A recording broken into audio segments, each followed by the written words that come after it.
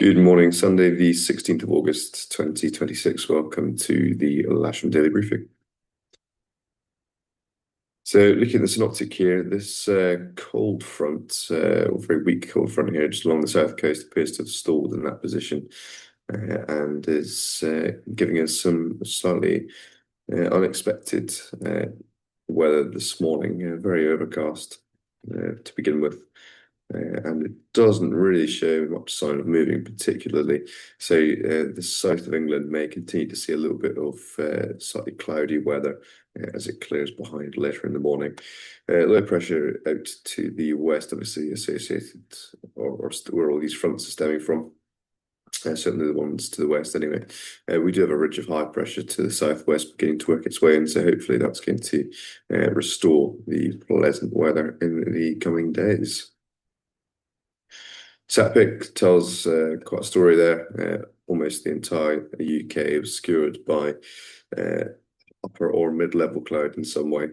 That is expected to break up a little bit, particularly in the sort of Midlands. But we should see a break as well as the day goes on. Rain radar, quite a band of rain to the north of Scotland and the north of England there. A couple of very, very light spots of drizzle to the north of us.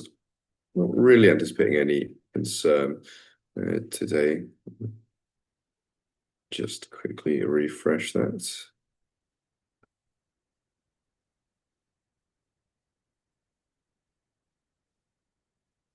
As you can see with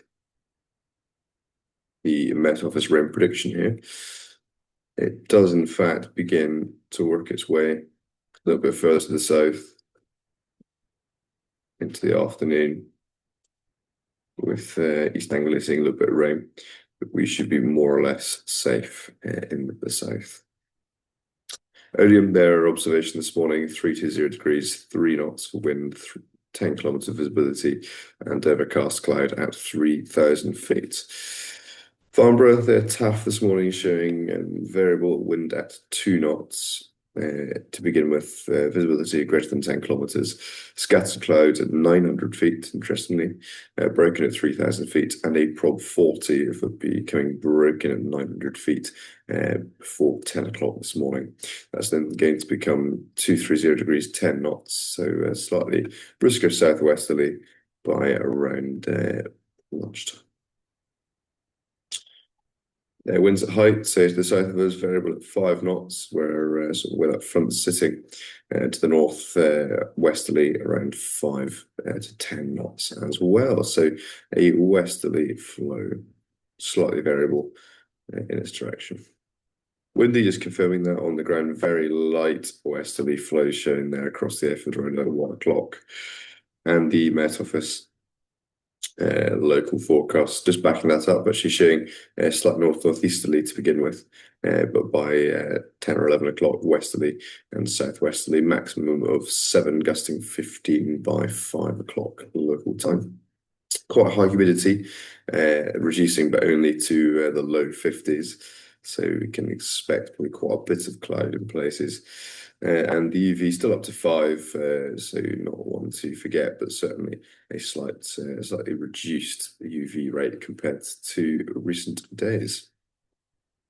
GFS giving us a temperature of around 24 degrees in the warmest part of the day, with a dew point there of 7.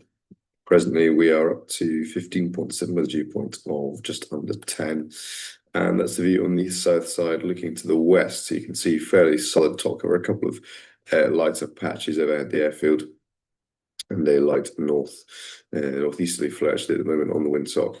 Not a great deal on the horizon, but if we get this cloud breaking up, which we should do, there should be a reasonable amount of soaring, albeit perhaps underneath some of the Arctic queue. Sky sight, so interestingly showing on the left-hand side of the potential flight distance, Lasham just on the edge of what appears to be the reasonably soarable weather out to the north. That's associated with that front and its subsequent cloud cover. We can see on the cross-section here, certainly a poorer day than we've seen. This low level sort of overcast around about 3,000 feet, which is in line with the TAFs. Becoming soarable underneath that with some auto-Q, but that base not really moving up much more than to about 4,000 feet. That mid-level cloud. It is showing soarable up to potentially 4, even 5,000 feet later in the day, but they're anticipating quite a lot of this additional cloud. Top Metteo's thermal charts showing much the same, really. This patch of low-level cloud or low to mid-level cloud in the south, sort of persisting, becoming soarable.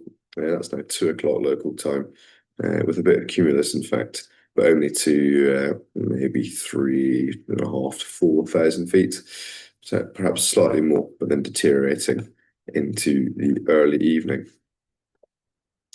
No temps, nothing of great significance, especially given the forecast. So, looking now to glider bookings, just quite a quiet day on the club sides, just a K21 for the casualist and a 13 for trial lessons. There's lots of club member bookings on the single and two-seaters throughout the day and the afternoon, and there is still some single-seater availability this morning. Presently, we have 4 on the casual list with no instructor. So, given we've got no boots instructors, if anyone's around not flying their own glider, your help would be greatly appreciated. We're not anticipating any movements at this time. And a reminder there about the Boeing Wave expedition. Perhaps today's weather is a sign of what's to come. So, while you have an opportunity, look on for some late season soaring before you're too late. So in summary, we have high pressure to the south and low pressure to the west of a weak cold front positioned on the south coast. It's going to be overcast to begin, should become soarable underneath the auto-Q by late morning, probably early afternoon, in fact. And there's a light or westerly flow throughout the day. With that, we'll operate to runway 27 with cables on the south side. And as always, do not land or taxi across the disused runways shown here in red. There's our airfield set up to finish winching south of the main runway, here towing on the north of the centre line on the main runway. Grid should be required, which I think is unlikely in its usual place, and any self-launches, please, lining up along the Perry track to the east of the 2-3 threshold. That's all for me this morning. See you out there and have a good day.